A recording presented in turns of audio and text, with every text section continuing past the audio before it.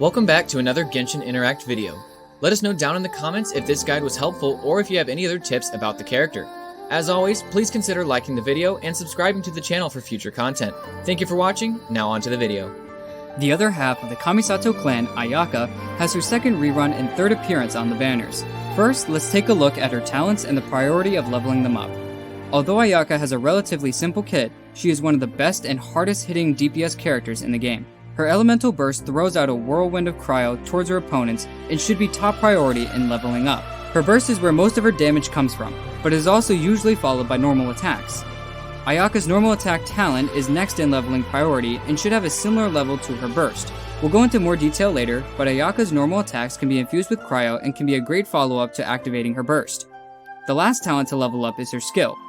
Even though this talent is last in priority, AYAKA's skill can provide good cryo application alongside a solid instance of cryo damage while her burst is being activated. Crowning priorities are burst first, then normal attacks, then skill. AYAKA works really well with all her talents at level 8, and all of her 3 talents should stay around the same level since she can take advantage of all 3 talents to do overwhelming damage. Aside from talents, we take a quick look at AYAKA's alternate sprint and then her passive talents. Her alternate sprint applies cryo in a small AoE when she reappears out of the ground after sprinting. She will also receive a cryo infusion to her weapon. AYAKA's first passive talent increases normal and charged attacks by 30% for 6 seconds after using her skill. Her second passive talent increases stamina by 10 and gives an 18% cryo damage bonus for 10 seconds after obtaining the cryo infusion after sprinting. Moving on to artifact sets, AYAKA favors one artifact set over all the others. 4-piece Blizzard Strayer has yet to be dethroned as AYAKA's best artifact set. The 2-piece gives a 15% cryo damage bonus. The 4-piece set bonus increases crit rate by 20% to enemies affected by cryo and an additional 20% crit rate to enemies that are frozen for a total of 40% bonus crit rate from this set alone. If you do not have a 4-piece Blizzard Strayer set ready, you can use a 2-piece Blizzard Strayer with any 2-piece attack percent set. If you're looking for more damage on her burst, just throw on a 2-piece Noblesse Oblige instead of the 2-piece attack percent sets.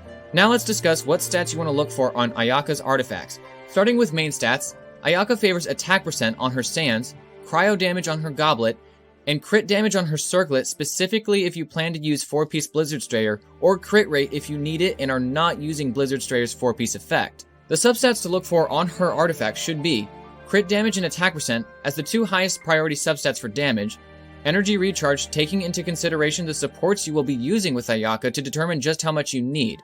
A little bit of crit rate is nice as well, but you won't want to go too heavy on it if you use 4-piece Blizzard Strayer. Also, Elemental Mastery isn't bad if you're going for a melt build.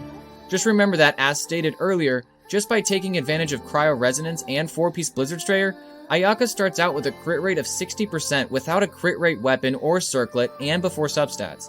This allows you to not worry about crit rate as much when building AYAKA. At the end of the day though, main stats and substats will be more important than throwing together a 4-piece set with bad stats. Although artifact sets and artifact stats are very important, the next major part of a character's build is their weapon. AYAKA has multiple 5-star and 4-star options that she can use. Mist Splitter Reforged is AYAKA's signature weapon and is her best in slot weapon. At level 90, this weapon gives a base attack of 674, with a crit damage increase of 44.1%. The ability of this weapon gives a flat elemental damage bonus, an elemental damage bonus that stacks when you hit an enemy with a normal attack, infused with an element and using your burst. Besides her signature weapon, another 5-star AYAKA can use is Summit Shaper. Summit Shaper allows for a huge amount of attack if you already have a good crit rate to crit damage ratio. This weapon also increases shield strength if you are pairing AYAKA with the shielding character and buffs AYAKA's attack when protected by a shield. If you already have Light of Foliar Incision from Alhaitham's banner, this weapon's high crit damage stat and ability that buffs normal attack damage can be a very good weapon for AYAKA. The other 5-star that AYAKA can use is Primordial Jade Cutter. This weapon has a main stat of crit rate with a lower base attack than the other 5-stars.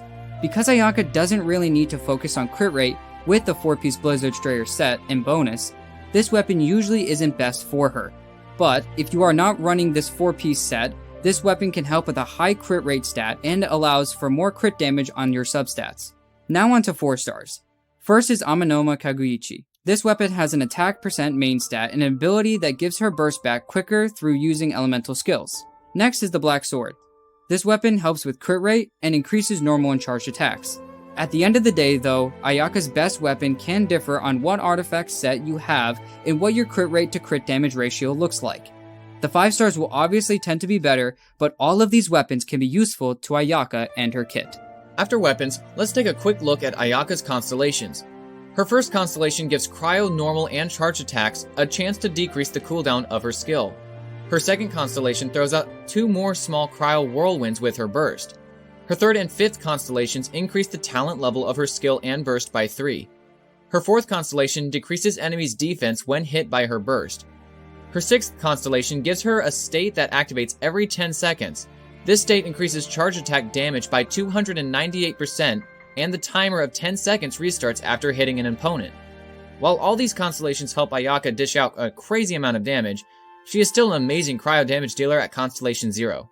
Ayaka can put out lots of damage by herself, but who can make her stay alive or buff her damage even more?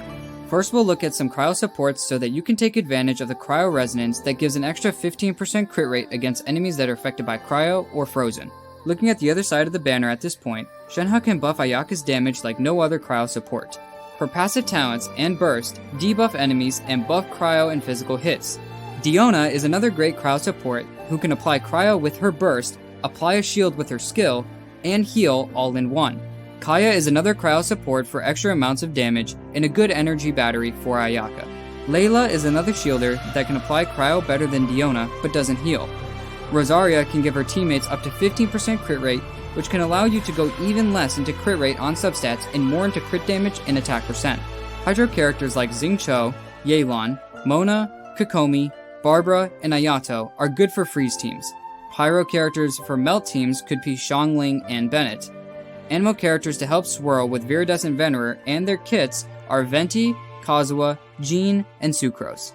Lastly, if you have a weapon that gives bonuses with shields, and you don't have Layla or Diona, Zhongli and Noelle could be a good fit as a flex character in your team.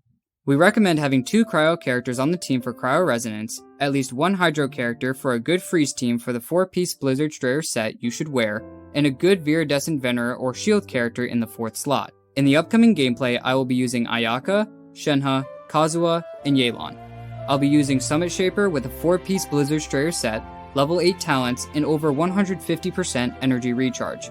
My Shenhe is built for energy and high attack to buff Ayaka, Kazuha has a high elemental mastery, and Viridescent Venerer set. Yelan can give Hydro Application and has a passive talent that buffs teammates' damage. Enjoy the gameplay.